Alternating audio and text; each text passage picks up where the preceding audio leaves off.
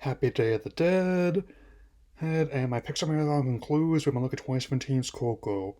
So I've been wanting to address ever since it came out. I'm very eager to tell you about it, so let's open it up. Open the Day of the Dead with some narration from our lead Miguel Rivera, voiced by Anthony Gonzalez by his family. His ancestor Hector wanted to be a musician, but one day he went on tour and never came back. They made everyone so devastated that they couldn't bear to have music in their lives again, becoming a family of shoemakers instead. Still, Miguel keeps his passion for music a secret from his family, especially his grandmother Abuelita, with Rene Victor, especially has an affinity for legendary musician Nestor de la Cruz by Benjamin Bratt.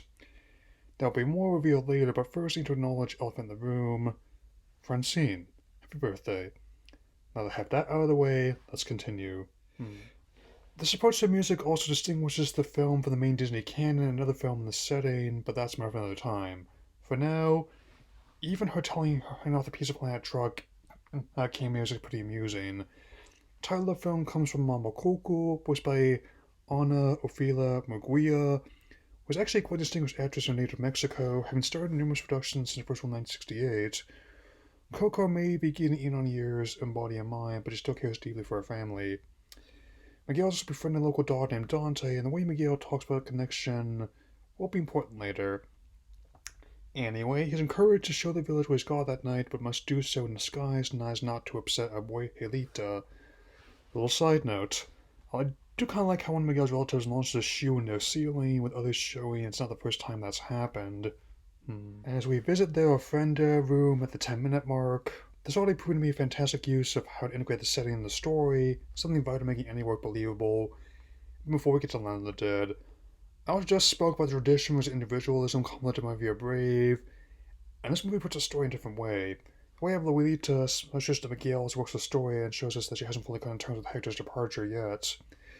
The fact that Coco still remembers him is also going to be important later. Coco discovering the full on the altar? That's part of that and we'll continue as we go. That night, taking up a mask and Ernesto's guitar, Miguel plays a heart on the plaza and finds a way to Land of the Dead. I really love how this one presents the part, especially with Miguel's ancestors. The way the flower petal path is looking is just unbelievable. The characters in Land of the Dead show how far Pixar has come with their character animations since the first Toy Story. One of these relatives is the long lost Hector, voiced by Gael Garcia Bernal. As once Ernesto's partner, and as Miguel finds out later, he not only needs to get himself back to the land of the living, but also make sure he's remembered. Also like the detail of people in the dead consider allergic to Dante. Turns out dog is in the spit, not the fur. Anyway, speaking with customs, meeting up with the spirit of Mama Imelda, voiced by Alana Ubach, Miguel must receive his family's blessing by sunrise, or he will be trapped on the land of the dead. So, plot, stakes, and urgency all in one scene. Wonderful. Miguel meets back up with Hector, and the connections of the officer he meets is with Patrice Morin, because why wouldn't it be? With the disguise and Hector's picture in hand, the two set out to find Ernesto. Slipping backstage, they encounter all manner of spirits, including Lamarck as Frida Kahlo, voiced by Natalia Cordova Buckley. Hector tried to cross the bridge earlier by posing as her, to no avail. Frida's help, the two discover the tower where Ernesto is holding his party. It seems there's some history between Ernesto and Hector we'll need to touch on later. Him mentioning food poisoning is especially important. The two, Hector's cousin, and Chicharron, voiced by legendary actor Edward James Olmos, in his one scene.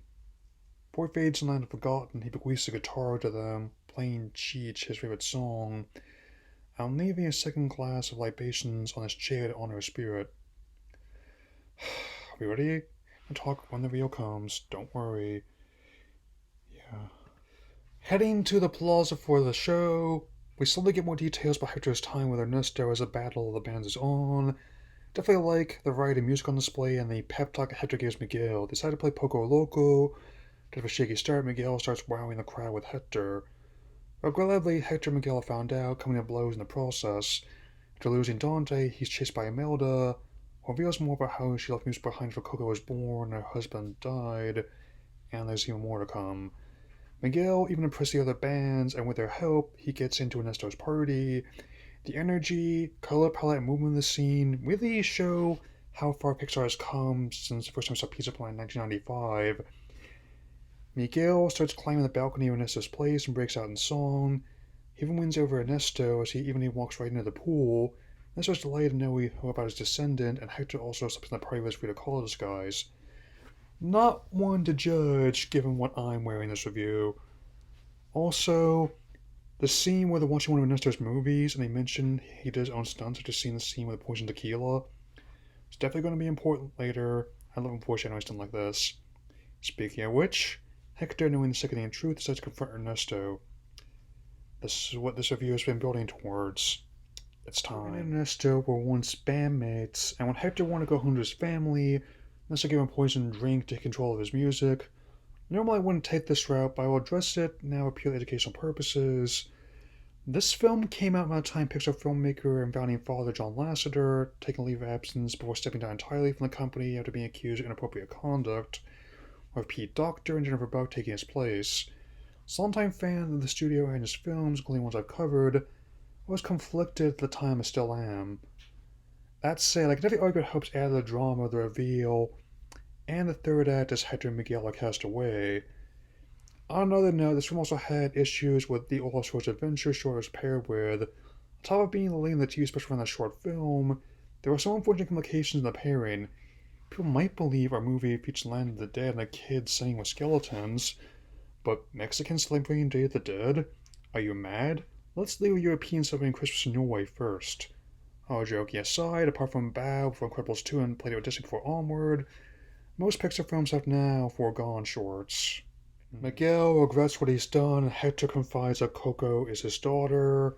Miguel realizes when he needs to set things right, and his connection with Hector. As the two start hollering, Dante has found them along with Aimel's Alebrije. Now sunrise is coming, there's no time to lose. It also turns out Dante really is a spirit guide. He's their Alebrije. Miguel reveals the truth about what happened to Imelda, and everyone decides to go help him get Hector's photo. Slipping in the sunrise spectacular dress as backup dancers with help from Frida, everyone sets about finding Hector's photograph, as Imelda confronts Ernesto with Hector. Confrontation as everyone comes on stage is marvelous, as Imelda strikes everyone with a performance of Lorona of the Blue Sky. This movie will see the dance party ending and raise it a dance final battle, complete with Ernesto being out of who he really is. Smile, amigo, you're on candid camera. Undeterred, Ernesto finally snaps and throws Miguel off the balcony, but he's saved by his Peninsula Abrije, which I just now must compliment for looking like a jaguar with the wings of a hawk. Much did in 1942 in life, Ernesto was crushed by a bell on stage. He closed on Miguel returning to his family and land of the living. Hector's photo finally returned to the ofrenda, and family embracing music once again. Hector and Coco finally rest in peace, as Miguel closes the story on Proud Corazon. This film was an absolutely fantastic one to close out this marathon, not just because of how it portrayed such a beautiful event and the culture it's part of, not just because of its animation being one of the best the studio has to offer, but for what it ultimately has to say for forgiveness and the afterlife.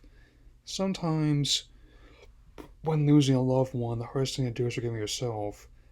This was always going to be the film I ended this marathon on, no matter what happened or what I had to say about it. I love it so much. The film was also a major hit, making $210 million domestically and over $807 million worldwide on its $175 million budget. It's easily my favorite animated film in 2017. Thank you for letting me share this with you all. Oh, final rating is 4 out of 4.